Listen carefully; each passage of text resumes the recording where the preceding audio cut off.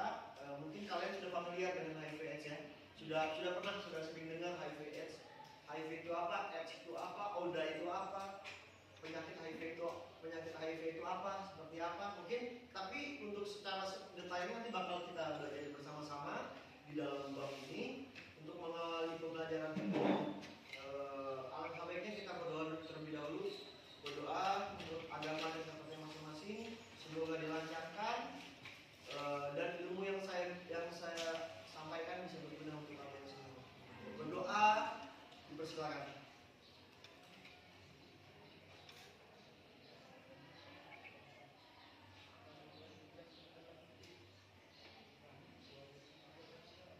Cukup. Sebelum saya mengawali, izinkan saya mengambil terlebih dahulu ya.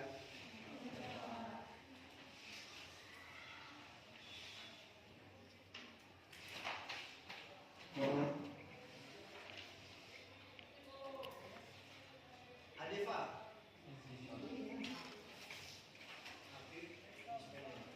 Faiz, Andrea, Anggun, Ayu, Azhara, Cika, Dava, Helena, Dora, Zara, Feby, Fiona, Jessica, Kresna, Paras, Mutia, Nara, Nailira, Nasma, Nia, Rahel, Rianti, Rika, Rianti Aprilia, Salma, Nafisa, Sarah, Cesar, Sinda, Suci, Tessa,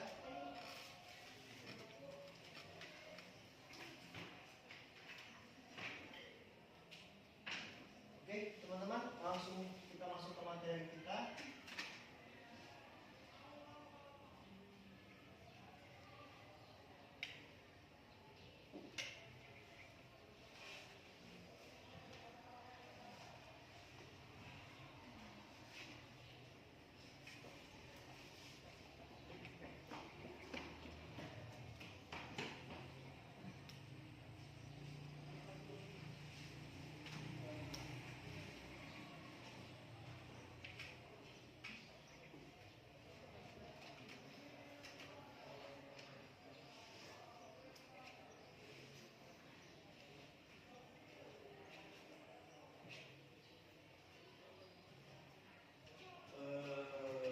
Bahaya HIV/AIDS. Yang kalian ketahui tentang HIV/AIDS apa? Penyakit, virus, apa lagi? Menular. Apa lagi?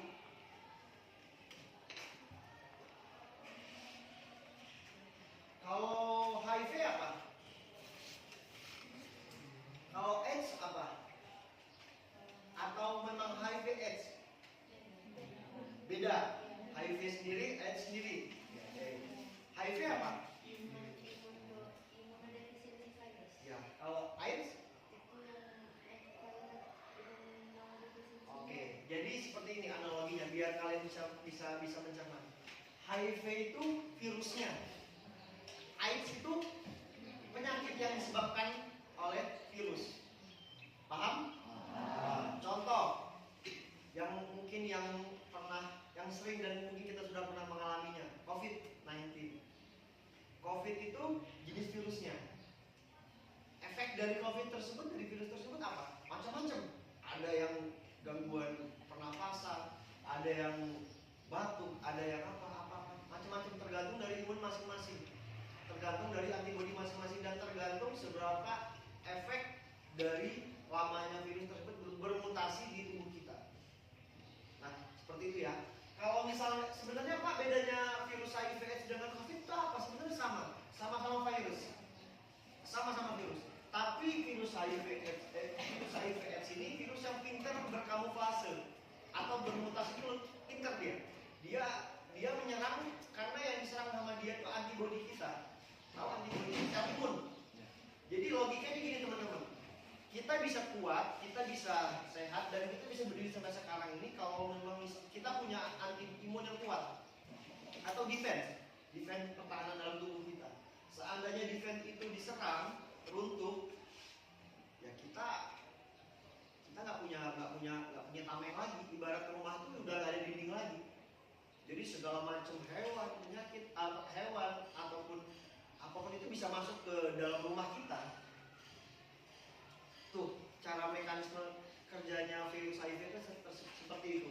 Sebenarnya yang buat serem itu bukan apanya, yang buat serem itu virus itu menyerang HIV/AIDS. Jadi logikanya kalau kita sekarang posisi normal, posisi sehat, hujan-hujanan batuk pilek, besok langsung sembuh. Cukup istirahat, imun kita balik, kita sembuh lagi. Kalau orang yang sudah terkontaminasi dengan HIV/AIDS ataupun orang yang sudah ada di dalam tubuhnya sudah ada virus HIV/AIDS, jangankan dia mau buat bisa sembuh, dia kalau di saat virus masuk ke dalam tubuh dia sudah dipastikan dia virus tersebut bakal berada selamanya di dalam tubuhnya, apapun itu. Karena udah nggak ada antibodi lagi, udah nggak ada defense lagi, pertahanan lagi di tubuhnya, dan tubuh dia nggak bisa menciptakan ataupun merecycle antibodi lagi tubuh dia, karena udah diserang. Nanti sama-sama kita belajar. Mungkin sedikit argumen saya masih agak bingung. Nanti saya kasih memberi opinion. Sekalian kita sama-sama belajar, kita sama-sama menyimak nanti seperti apa. Oke, tujuan pembelajaran kita pada hari ini ya, peserta didik melalui aktivitas diskusi seperti yang kita lakukan ini dapat menunjukkan kemampuan dalam memahami dan mengerti hakikat HIV/AIDS dan bahaya HIV/AIDS, cara penularan HIV/AIDS, pencegahannya sesuai dengan pola hidup sehat, sesuai dengan potensi dan kreativitas yang dimiliki serta mengembangkan nilai-nilai karakter pola hidup Pancasila. Jadi tujuan dari pembelajaran ini ya diharapkan kalian mengetahui dan mengetahui cara penularannya, mengetahui pencegahannya, mengetahui bahayanya, biar bisa menerapkan pola hidup sehat seperti itu.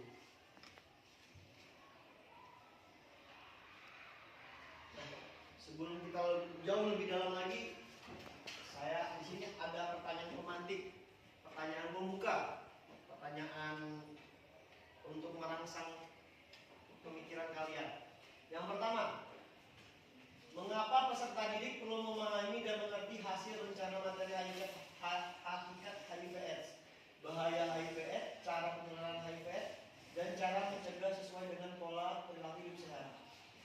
Nah, itu yang pertama. Yang kedua, jika peserta didik memahami dan mengerti hasil rancangan materi hakikat HIV/AIDS, bahaya dan cara penularannya, cara mencegahnya sesuai dengan pola perilaku hidup sehat, apa saja yang harus dilakukan.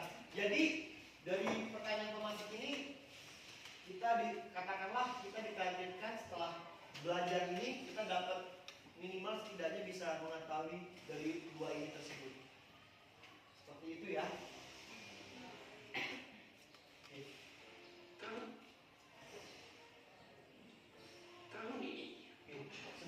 Sebelum jauh lebih dalam lagi teman-teman, sebelum kita masuk lebih dalam lagi, lebih serius lagi, di sini ada video sedikit tentang tentang untuk menstabil cara penularannya di Indonesia sampai detik ini, dan nanti bakal saya paparkan juga beberapa riset terbaru di dunia, bahkan di Indonesia, bahkan di Lampung, orang yang sudah terpapar virus HIV/AIDS mulai dari terakhir data masuk di 2023 Maret tahun kemarin. Biar sama-sama kita belajar.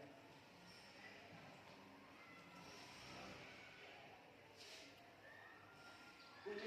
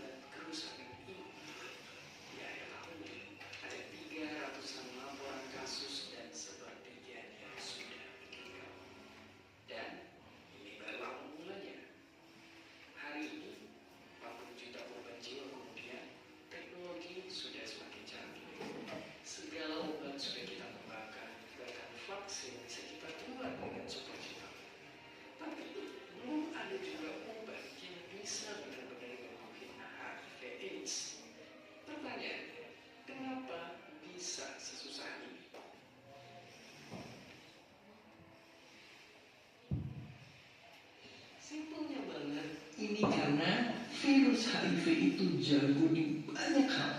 Jago membajak, jago ngumpet, dan jago bermutasi. Semua ini dilakuin dengan nyerang pasukan penjaga tubuh kita, para sel imun. Oke, nggak usah pakai bahasa ribet. Coba bayangin gini. Jadi kayak pasukan perang, sel imun kita itu ada banyak jenisnya. Mereka kerjasama biar makin kuat melawan para kuman penjahat. Salah satunya dia ini, komandan yang tugasnya menggerakin pasukan jenis lain buat nyerang lawan. Nah, sayangnya HIV nyerang sel komandan ini.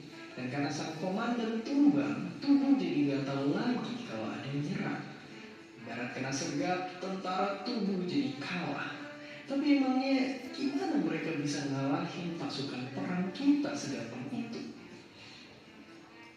Oke, simpelnya banget, HIV itu punya kunci yang pas untuk buka gerbang masuk ke sel komandan imun kita. Kalau udah masuk, dia akan ngebajak sel kita dan nyelipin resep genetik dirinya sendiri. Jadi bikin si virus makin beranak pinak dan sel imun kita juga jadi rusak. Makanya penderita HIV bisa sakit parah cuma gara-gara batuk atau pilek. Jadi kalau kena HIV, apakah kita bakal terus sakit-sakitan? Jawabannya enggak juga. Karena bayangin, infeksi HIV itu ada 3 tahap. Ringan, sedang, dan berat, alias AIDS. Banyak pasien HIV yang bisa hidup normal dan bahkan enak kayak biasanya.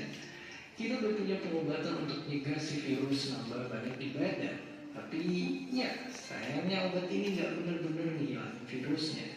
Si virus yang udah ngumpetin resep dirinya di dalam sel imun kita bisa diam-diam kembali nyerang. Dan karena HIV juga terus-terusan bikin varian baru, obat yang diminum juga bisa ikut ganti-ganti. Mesti terus diminum selama seumur hidup. Gila banget.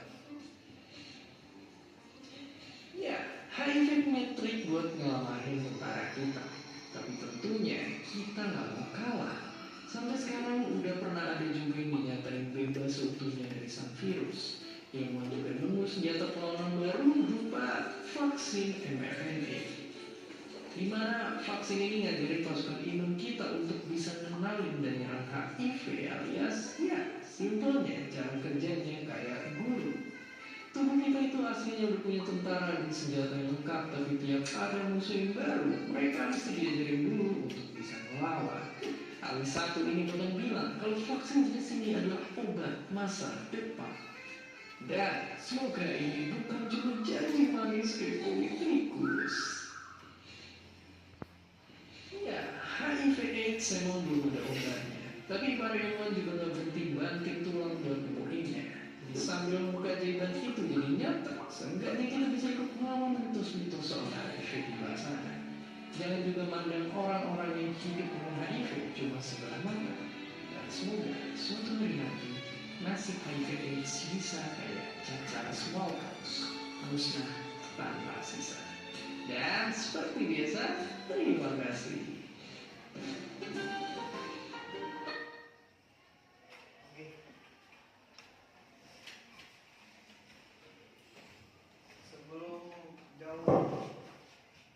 Sebelum jauh dari kita lanjut dari video tadi, apa yang kalian dapat?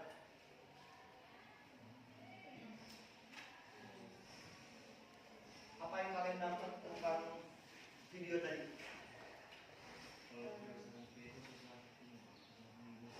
Gimana? Virus HIV sudah dimusnahkan. Yang lain? Ciri-cirinya apa? Batu. Kemudian cara penularannya.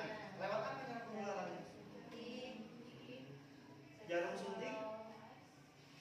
Dari seks bebas. Ibu-ibu hamil.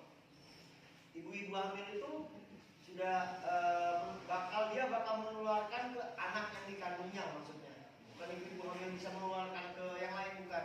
Jadi gini, sistem kerjanya virus HIV/AIDS ini dia melalui cairan, teman-teman. Kalau virus corona kan batuk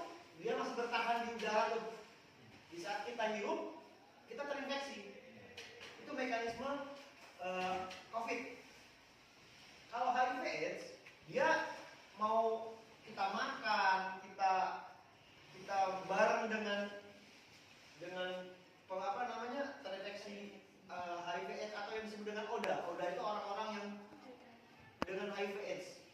Dia hidup normal, tapi dia di dalam virusnya terinfeksi HIV/AIDS. Itu disebut ODA. Jadi ODA tersebut itu dia bisa hidup normal, layaknya hidup. Karena tadi sama-sama kita lihat HIV itu ada 3 tingkatan, 3 level, ringan, sedang, dan berat. Mungkin ODA itu dia masih bisa beraktivitas, dia masih di level-level yang ringan. Jadi apakah ODA itu bisa menularkan? Bisa. Dan tadi kembali lagi ke obrolan yang tadi, virus HIV tersebut menularkannya lewat cairan, teman-teman, lewat darah. Makanya tadi penularannya lewat jarum suntik. Jarum suntik otomatis di saat misalnya orang yang sudah positif HIV/AIDS habis menggunakan jarum suntik, kita pakai, sudah otomatis kita bakal tertular langsung karena darah yang dimasuk dari mereka keluar ke kita. Makanya nggak boleh lewat jarum suntik. Kemudian berhubungan seks bebas, karena penularannya lewat cairan, lewat darah, ataupun lewat oral, lewat dari mulut. Kemudian dengan darah, contoh, saya sedikit bercerita teman-teman pengalaman pribadi saya tahun 2018 lalu. Di sana namanya ada rumah sakit Panti Rapih. Rumah sakit Panti Rapih. Ini pengalaman pribadi saya. Di sana kalau di BFM itu ada yang namanya rehab dengan narkoba. Kalau di sana ada rehab HIV/AIDS. Di situ pertama kali saya mengajarkan pentingnya hidup, teman-teman.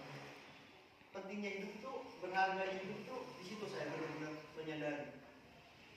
Karena pada tahun 2018 lalu rata-rata yang tinggal di rehab HIV/AIDS tersebut di Panti Rapih rata-rata remaja usia 25 tahun ke bawah. Sedangkan HIV/AIDS ini bisa dikatakan positif. Kalau COVID kan jarak 2 minggu tuh, ya, dia hari ini kena, 2 minggu ke depan baru bisa dideteksi dan baru bisa ketahuan. Kalau HIV/AIDS itu jangka waktunya itu 5 tahun. Bayangin, kita nggak tahu teman-teman. Hari ini kita terkena 5 tahun sampai 5 tahun ke depan kita nggak berefek apa-apa.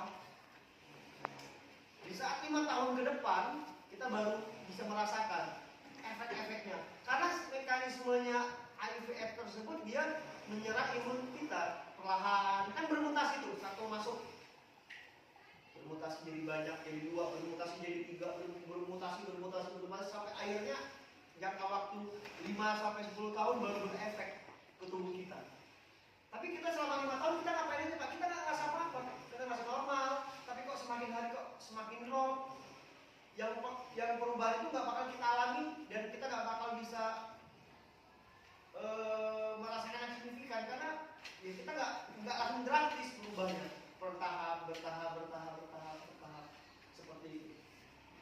Jadi HIV/AIDS ini kuman imunodeficiency virus, itu nama virusnya teman-teman. Jenis virusnya sama seperti yang di video tadi, dia seperti bulu babi, kecil banget, seperti bulu babi. Tahu bulu babi? Ya, seperti itu, tapi kecil banget. Dia bisa dilihat dari mikroskop. Adalah virus yang menyerang sistem kekebalan tubuh yang selanjutnya melemahkan kemampuan tubuh melawan infeksi dan penyakit. Ingat, HIV ini menyerang imun kita, menyerang antibodi kita. Ya, kalau orang normal, kita normal, di saat kita drop, imun kita turun, kita istirahat, tidur, makan yang banyak, maka imun kita bakal naik lagi besoknya, seger lagi kita. Tapi kalau orang yang sudah kena HIV/AIDS, mau dia istirahat, mau dia minum vitamin, suplemen, dia nggak bakal bisa merefresh imun dia lagi, karena sistem imunnya sudah hancur, sudah nggak bisa nge-recycle lagi, seperti itu. HIV adalah virus yang menyerang sistem imun tubuh manusia, khususnya sel CD4 atau biasa dikenal dengan sebagai T-cell. Virus ini bekerja secara agresif terhadap sistem imun tubuh. Padahal kekuatan dan ketahanan tubuh sangat tergantung pada sistem imun tubuh. Jika sistem imun tubuh terganggu, kekebalan tubuh terhadap berbagai macam penyakit akan melemah. Hasilnya, tubuh akan mudah terserang infeksi virus, bakteri jahat, dan sumber penyakit lainnya. Pada akhirnya, muncullah penyakit yang disebut AIDS. Itu ya, teman-teman. Jadi itu imun kita. Jadi ya kayak contohnya kita punya rumah, kita di kelas gitu, tapi nggak ada dindingnya. Siapa aja bisa masuk, siapa aja bisa ngancurin rumah kita, siapa aja bisa masuk sini. Analogi seperti itu, teman-teman. Paham ya? Next. AIDS atau Acute Immune Deficiency Syndrome adalah penyakit gangguan imunitas tubuh yang disebabkan oleh virus HIV/AIDS. Jelas ya? Kalau HIV tadi virusnya, kalau AIDS ini penyakitnya. Kadar penderita AIDS atau ODA, orang dalam HIV/AIDS, tubuh mereka akan melemah seiring berjalannya waktu.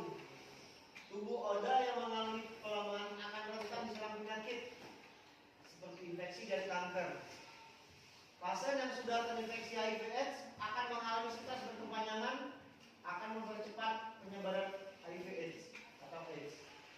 AIDS adalah tahap akhir dari HIV, di mana perjalanan HIV menuju AIDS membutuhkan waktu sekitar 10-13 tahun, teman-teman.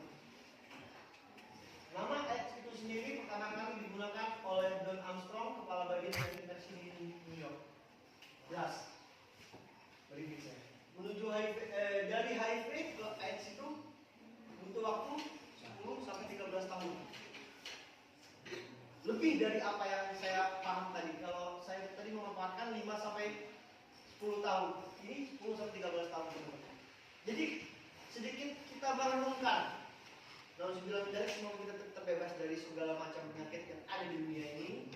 Semoga diberi kesehatan. Ini sekitar pembelajaran, teman-teman, biar kita lebih hati-hati. Sedikit gambaran gini. Kembali ke cerita saya di Patiraki tadi.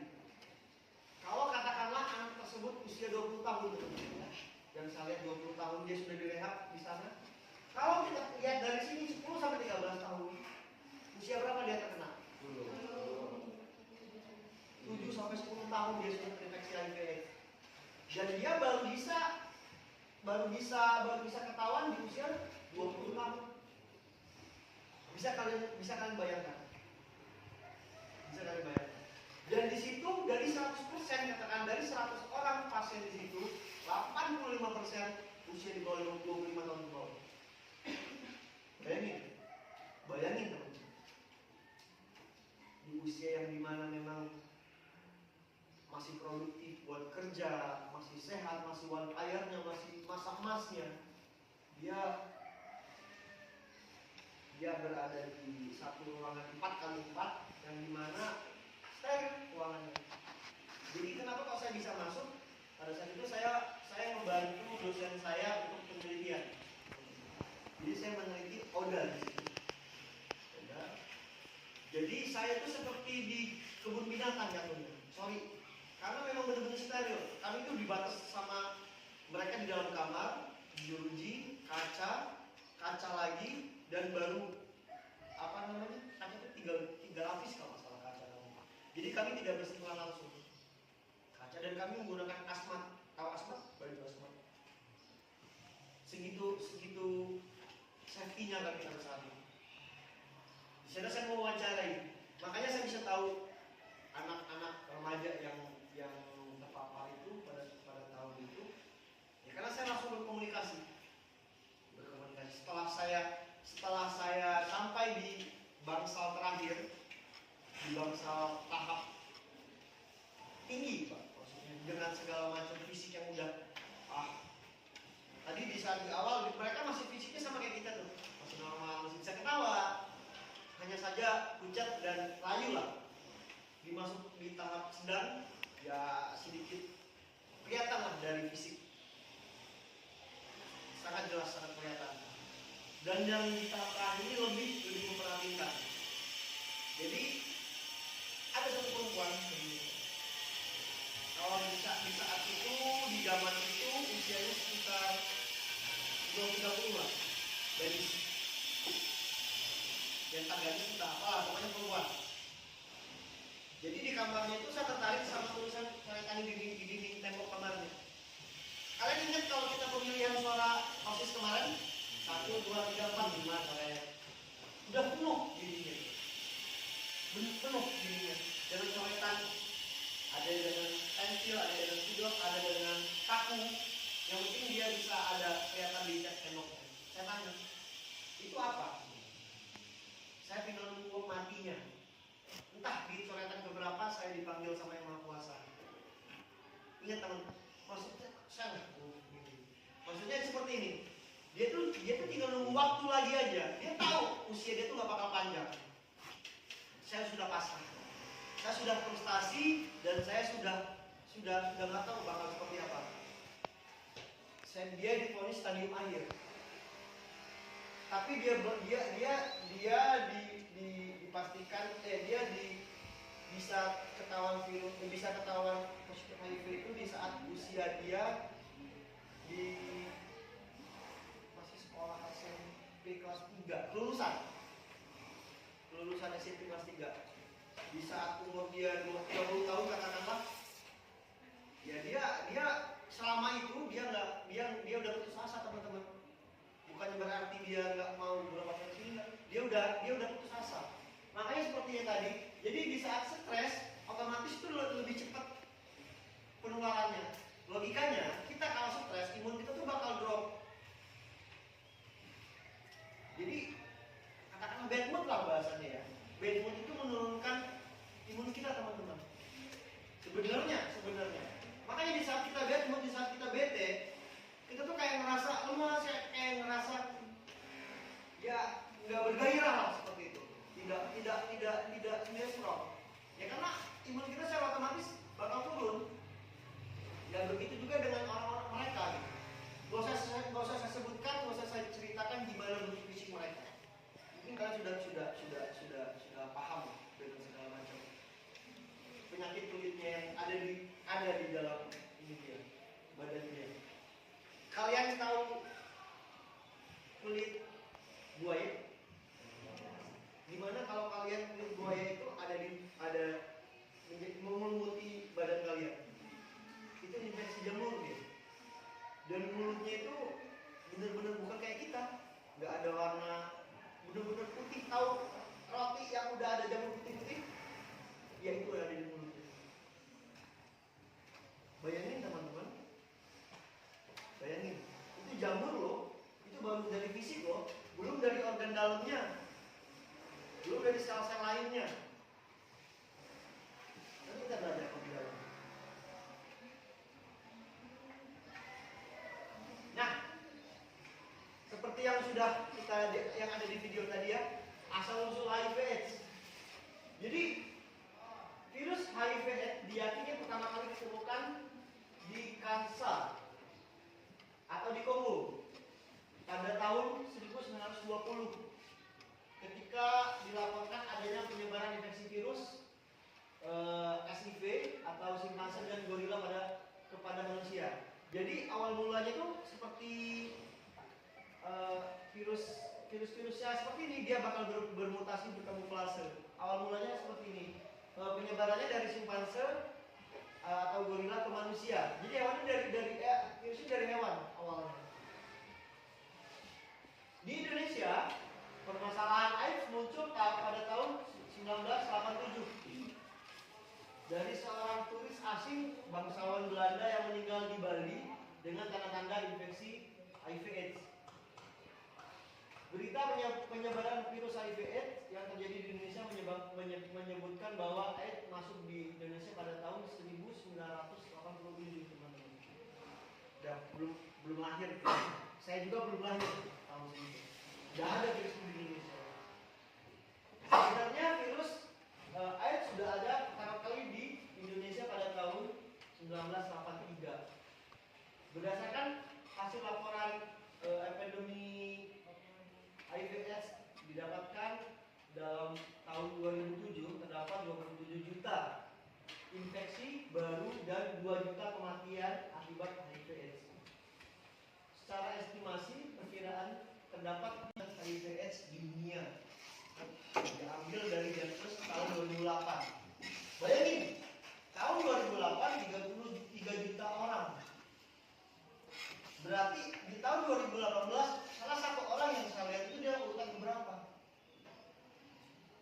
Ini 2008 loh. 10 tahun ke depan otomatis meningkat. Sudah dipastikan meningkat. Kasus HIV/AIDS di Indonesia terjadi peningkatan setiap tahunnya. Jadi setiap tahun itu bertingkat, meningkat. Nah, nih.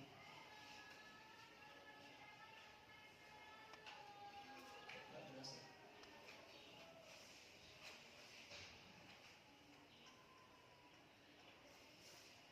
Ini aja. Nah, nih. Ini di Indonesia teman-teman.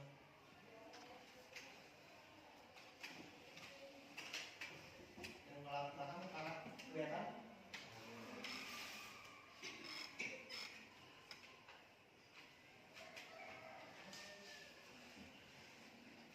Jumlah ODA HIV ditemukan periode Januari sampai Maret 2023 sebanyak 13.279 orang dari 1.230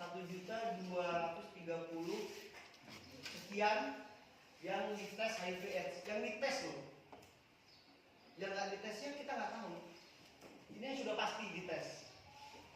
Sebanyak 10.924 orang mendapatkan pengobatan, 80%. Seperti ini datanya. Januari itu ada sekitar 4.000 hampir 5.000 orang terpaparkan.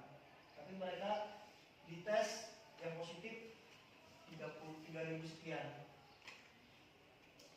Tapi ada kenaikan di bulan Februari dan ada sedikit penurunan di Maret. Ini di Indonesia teman-teman, di Indonesia. Dan ini rincian secara resminya di kota mana aja.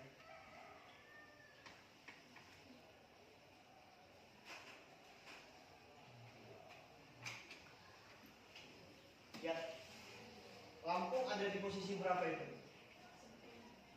Ada di posisi 10 dari 34 provinsi di Indonesia teman-teman. Paling tinggi Jabar. Ini diambil sumbernya dari laporan KT Januari sampai Maret 2023 teman-teman. 2023 Maret tahun lalu loh. Tahun lalu ada 420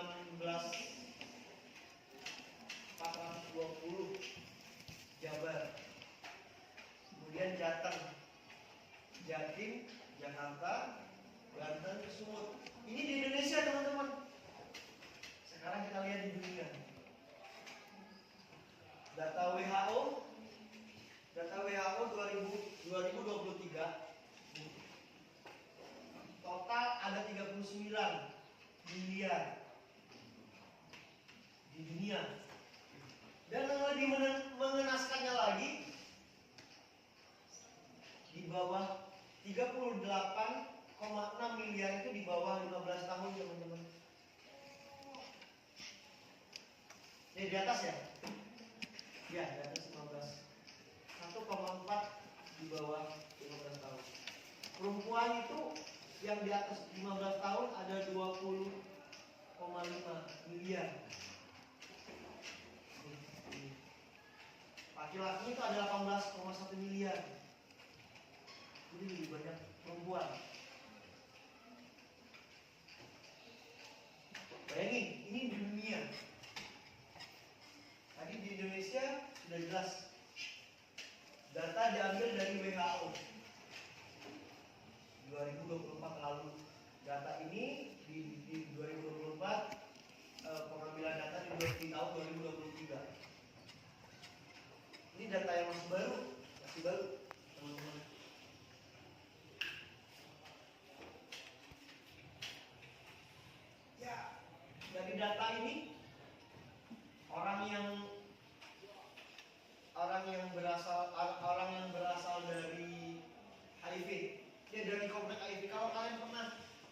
dengar istilah kota zombie di Amerika? Pernah dengar nggak? Di Los Angeles, Amerika. Itu kota kalau kita bahasanya kabupaten lah ya. Kabupaten yang diisi dengan orang-orang pengidap kode semua di sini. Satu kabupaten teman-teman. Pilih apa gitu. Nanti kalau kalian bisa wafinya, kalau misalnya wafinya kita browsing di sini.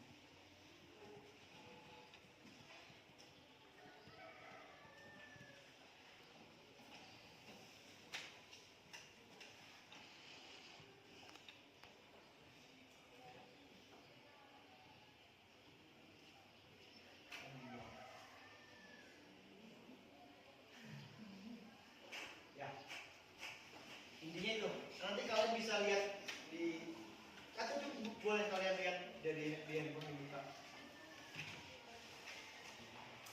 Apa? Bila apa? Ya, Philadelphia. Kalian bisa lihat itu manusia yang dengan stadium rendah, teman-teman.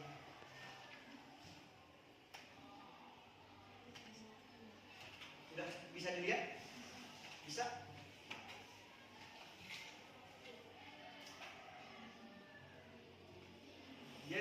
Mereka ketergantungan dengan narkotika. Di sana Amerika sudah kewalahan buat mengatasinya, teman-teman. Gimana virus ini menyerang?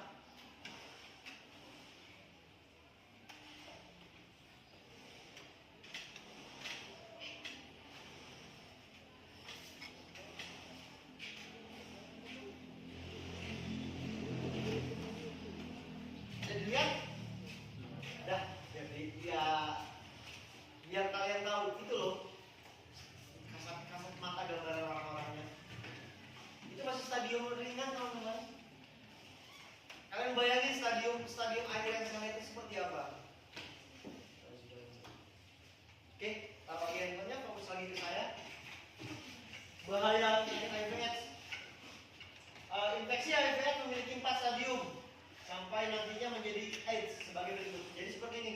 Sebelum di awal virus itu masuk ke kita masih HIV, belum AIDS. Nah, kita orang yang positif HIV tersebut bisa divonis AIDS itu melewati 4 stadium dulu, teman-teman. Ya wajar kalau memang 10 sampai 13 tahun waktunya. Karena di stadium pertama belum menimbulkan gejala dan dalam hal ini pasien dengan HIV menunjukkan gejala klinis yang berarti sehingga pasien akan tampak sehat seperti orang normal dan mampu melakukan aktivitas seperti biasanya. Seperti yang saya bilang tadi, dia terpapar, tapi dia masih normal, masih bisa sekolah, masih bisa ketawa, masih bisa main, masih bisa beraktivitas seperti biasa.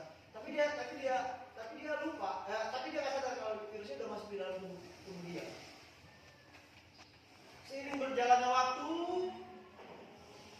naik ke stadium 2, teman-teman. Sudah mulai menunjukkan gejala yang ringan.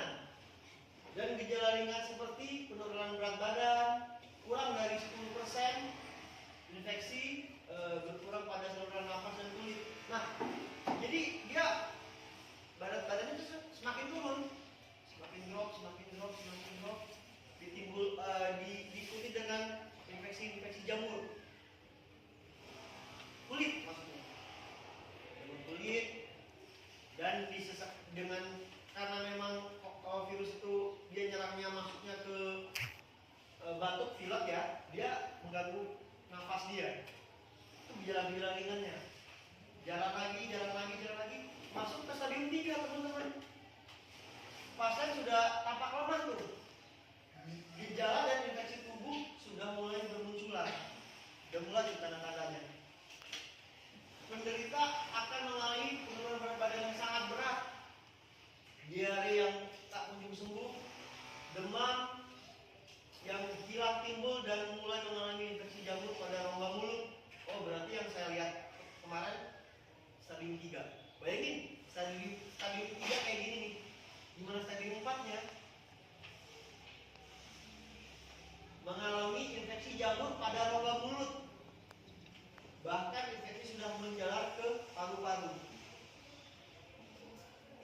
lihat tahun 2018 lalu.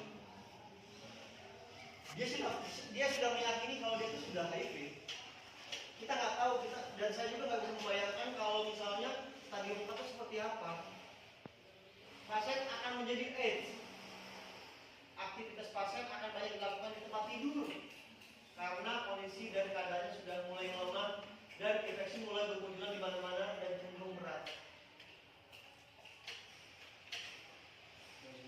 Ya, jangan sampai. Nah, cara penularannya. Menurut Prof. Montaigne, hubungan seksual yang berupa homoseksual, heteroseksual, ataupun oral seksual bisa menyebabkan HIV, bisa menyebabkan AIDS. Kontaminasi dimulai jika ada virus yang terjadi di kontak seksual tersebut, yang memungkinkan terjadinya kontak antara virus yang ada pada semen atau cairan yang dengan darah. Ya, seperti saya bilang tadi.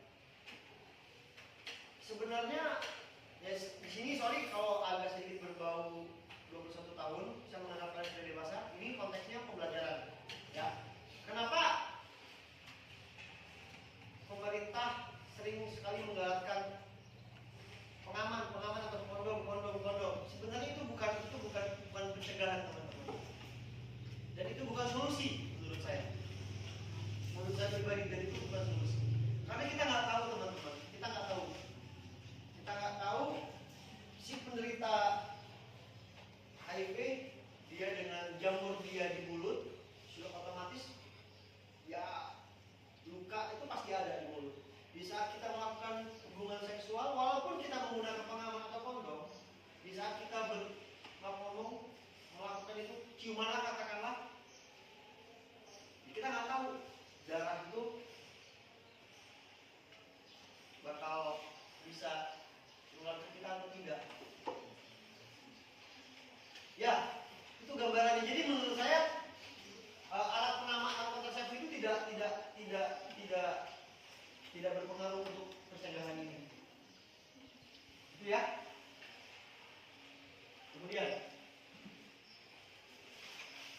ya ini tadi yang sudah saya bilang. Penurunan HIV ditemukan gejalanya setelah 5 tahun sampai 10 tahun dari biasanya. Itu sejak terjadinya penularan. Jadi kita nggak tahu misalnya kita nggak tahu kapan. Jadi kita gini, di saat hari ini misalnya si A dia tes dan dia positif, berarti katakan mulai dari hari ini 5 tahun ke depan itu dia tertularnya. Ini 5 tahun ke belakang dia. Paham ya? Maksudnya biar tahu gitu. Biar tahu.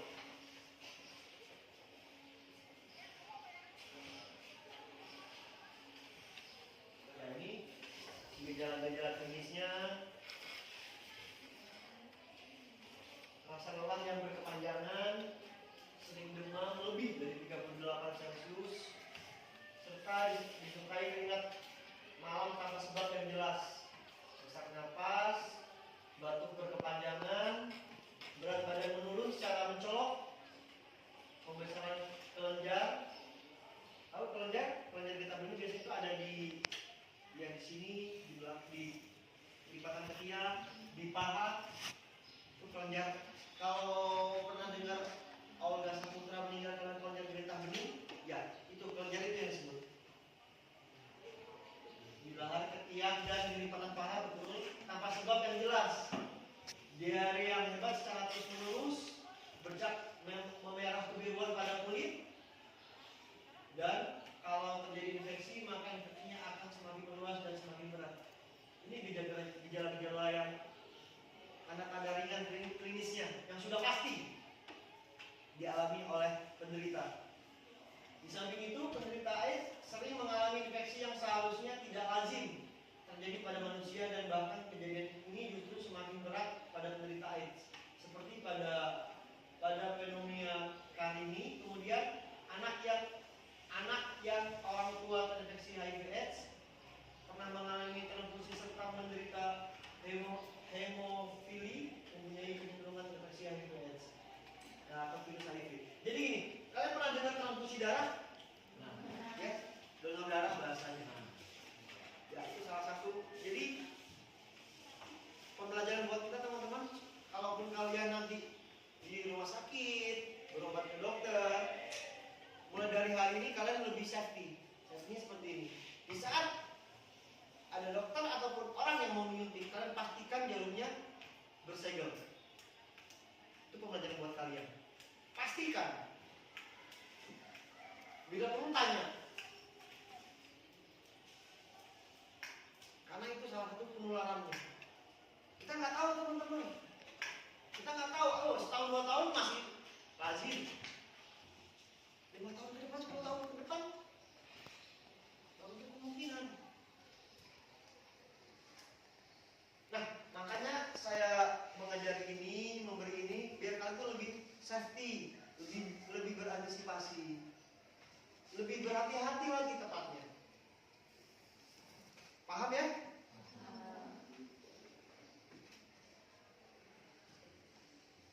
Di tahap pertama tadi, karena kita bagi tiga tahap. Di tahap pertama itu pengidap akan mengalami nyeri-nyeri seperti flu beberapa minggu setelah terinfeksi, selama itu hingga 2 bulan. Dapat tidak menimbulkan gejala apapun selama beberapa tahun. Bayangin tuh, kita sehat-sehat aja selama beberapa tahun. Dapat timbul demam dengan nyeri tenggorokan ruam, pembengkakan kelenjar getah bening, diare, kelelahan, nyeri otot, dan sendi. Ini di tahap pertama teman-teman. Di tahap kedua, umumnya tidak menimbulkan gejala lebih lanjut selama bertahun-tahun. Masih sama nih di tahap ini. Virus terus menyebar dan merusak sistem kekebalan tubuh. Tidak menimbulkan gejala, tapi di dalamnya virusnya terus bermutasi, menyebar, merusak sistem kekebalan tubuh. Penularan infeksi sudah bisa dilakukan pengidap ke orang lain. Nah, di tahap kedua ini sudah langsung sehingga 10 tahun atau lebih.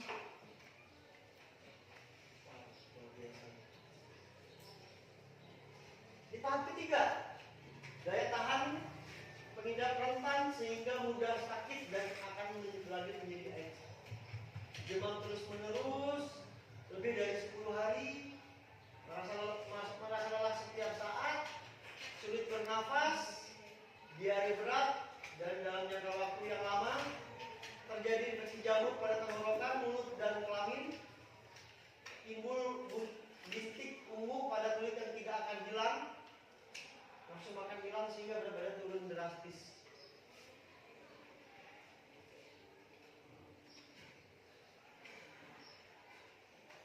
Nah, di saat tadi yang di tahap kedua tadi, itu ternyata virusnya lagi inkubasi teman-teman dalam tubuh kita. Masa inkubasi HIV adalah tubuh penderita belum dapat dipastikan secara jelas, namun sudah umumnya berkisar antara 6 bulan sampai 5 tahun. Tuh. Di saat terpapar sampai 6 sampai 5 tahun masih normal, belum ada gejala apa-apa. Sama sekali. Ada anak masa inkubasi umumnya lebih pendek dibanding dengan orang dewasa. Karena imun anak lebih cenderung lebih lemah daripada orang dewasa. Hal ini mungkin sistem kekebalan anak masih belum teratur lah bahasanya. Dengan demikian, orang yang telah tertular virus HIV/AIDS baru akan kelihatan klinisnya jika sudah 5 tahun kemudian. Berarti sebelum masa inkubasi habis, penderita harus tetap sehat dan melalui dirinya merupakan penular bagi lainnya. Jadi tanpa kita sadari teman-teman, 5 tahun pertama sejak terinfeksi kita terpapar virus HIV/AIDS itu kita sudah bisa menularkan ke temannya. Saya punya cerita lagi nih satu ini. Ini cerita hidup saya sendiri. Beneran, saya dulu 2010, 2011, 2012 saya dulu di asrama atlet WNI. Dan ternyata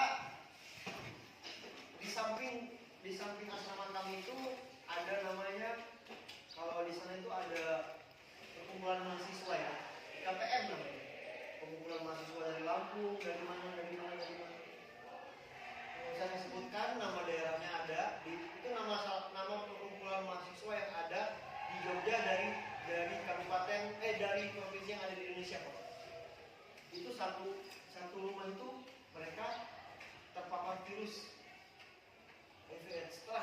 diteliti ternyata gara-gara satu orang positif HIV/AIDS tinggal di rumah tersebut, jadi nularin ke anggota teman-temannya. Jadi saat semuanya rumah itu isinya positif HIV/AIDS. Jadi di saat mereka sudah terpapar itu mereka masih sering melakukan, bahkan kan kami cuma sekat dengan tembok saja. Kebetulan kamar saya di atas. Jadi di setiap pagi, sore, malam itu saya sering melihat mereka ya aktivitas biasa, layaknya mahasiswa biasa, gitar-gitaran, masak-masak, jemur pakaian. Tapi setelah saya belajar ini, oh pada saat itu berarti mereka sudah positif semua. Tapi mereka nggak sadar, teman-teman. Setelah ada program dari pemerintah DIY pada saat itu, cek HIV/AIDS secara gratis pada seluruh masyarakat, ternyata dicek dan kaget. Faktanya 28 orang yang ada di asrama tersebut kurang lebih ya positif HIV. Berarti udah 5 tahun belakang. Wow. Dan saya sangat kaget banget. Saya berada di lingkungan yang seperti itu. Padahal saya merasa di asrama loh, nyaman, tempat ternyaman saya. Tapi saya di lingkungan seperti itu. Kita nggak bisa kita pungkiri, teman-teman. Di kota, nggak di desa, nggak di kampung, virus itu ada dan nyata. Kita nggak tahu track recordnya orang yang baru. Kita nggak tahu track recordnya orang yang baru kita kenal. Kita nggak tahu. Itulah harus lebih hati-hati, teman-teman. Ternyata penularan, kata dosen saya pada saat itu, ternyata penularan HIV/AIDS ini bukan cuma dari kontak fisik seksual saja, tapi dari berjabat tangan, dari sisir pun pernah ada kasusnya, teman-teman. Sisir, bayangin. Setelah diteliti, oh ternyata orang yang terinfeksi HIV/AIDS dia lebih rentan kulitnya, gampang luka.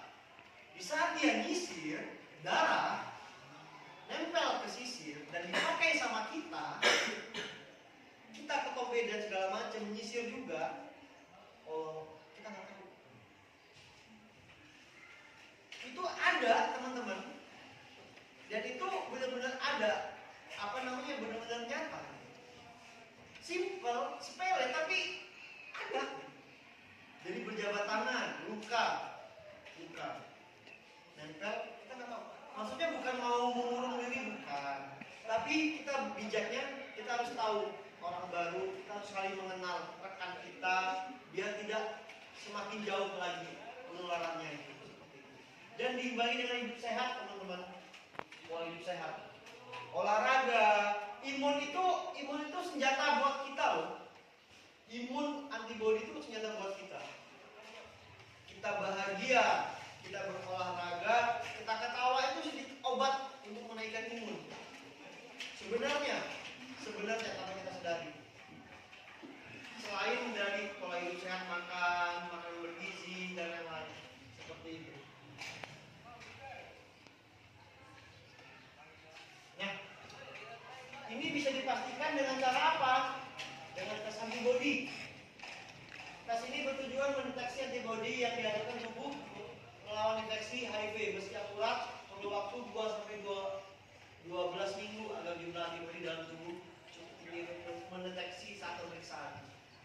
Enggak kayak cek darah, dokter disuntik, oh darahnya ini. Enggak, ini tes antibodi ini 3-12 minggu tesnya. Itu juga belum bisa dipastikan, belum akurat, teman-teman. Ada lagi tes antigen, bertujuan untuk mendeteksi protein yang menjadi bagian dari virus HIV, yaitu P24. Tes antigen tersebut dapat dilakukan 2-2 minggu setelah pengidap dicurigai terinfeksi HIV/AIDS. 2-2 minggu dicurigai. Kalau yang antibodi tadi 3-12 minggu.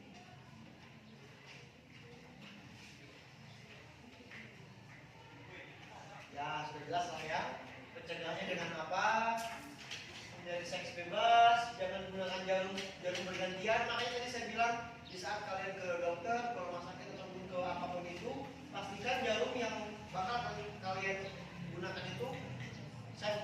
atau benar-benar steril, benar-benar baru dibuka dari ini. Jika pasangan terkena HIV/AIDS, lakukan perlindungan ekstra. Jika bekerja dengan orang yang terkena HIV/AIDS, gunakan alat pelindung diri. Lakukan vaksin dan pola hidup sehat. APD tahu? Asmat bro, baju astronot yang putih-putih itu. Nah, sampai sini teman-teman ada yang mau ditanyakan? Ya nih. Kan tadi udah Bapak jelasin juga kalau yang perempuan tadi ada sekitar 20 miliar. Dunia WHO. Ya, dunia.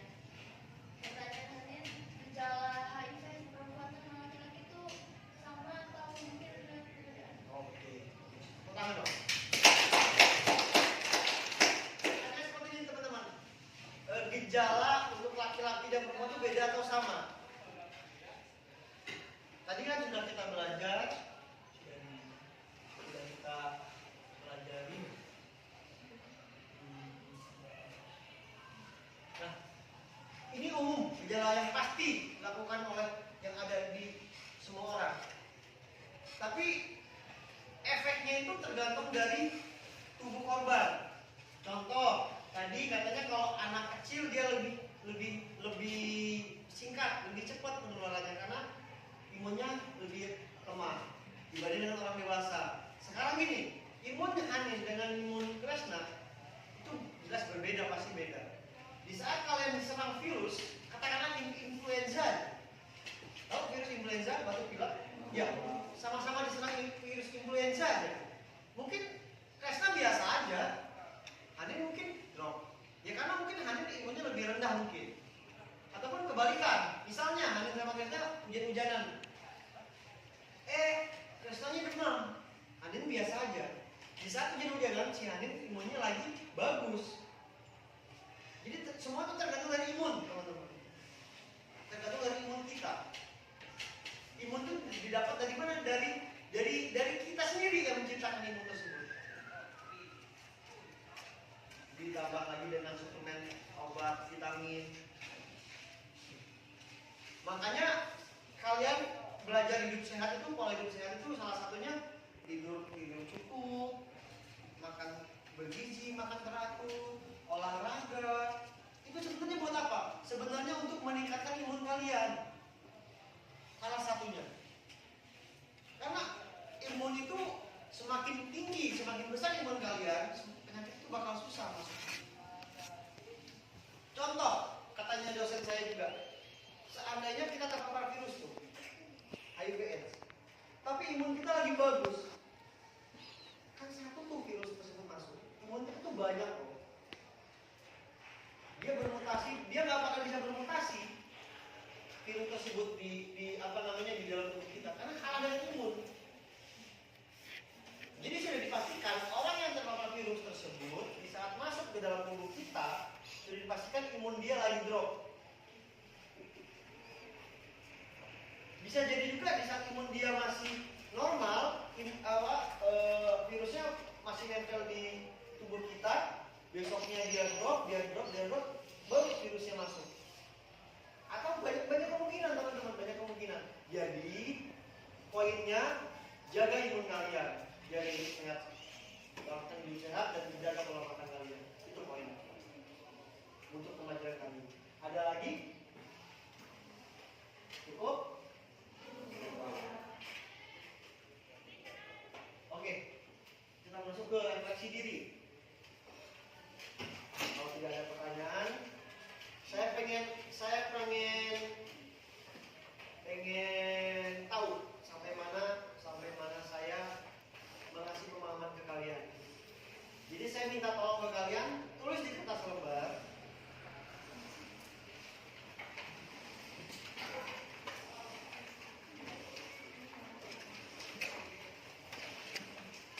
Tulis di kertas lembar.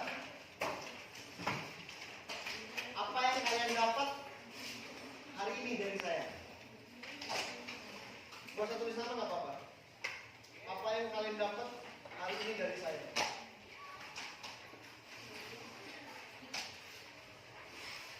Yang kalian dapat saja, yang kalian dapat, nggak usah kalian lihat di handphone, nggak usah. Yang kalian dapat sendiri.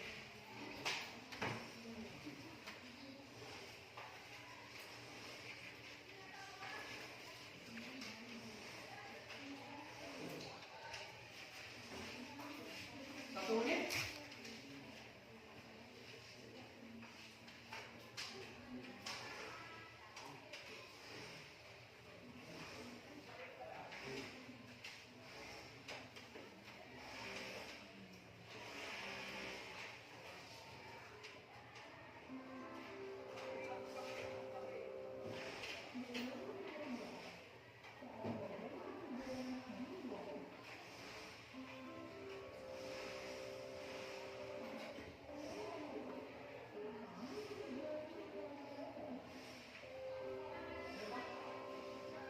Ya kalian ketahui aja, yang kalian dapat.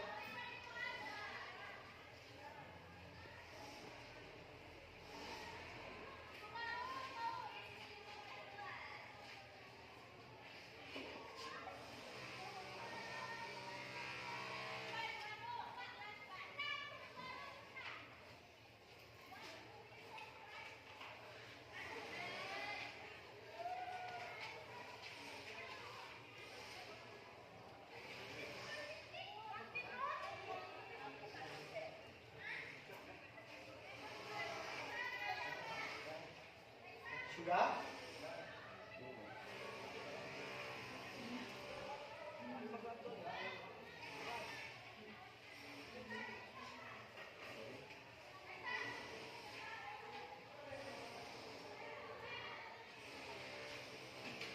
Oke, kalau sudah dikumpulkan ke saya, habis itu kita akhiri. Gak apa-apa, yang kalian dapat aja, kalau terlalu panjang. Oke, kumpulkan ke saya nanti.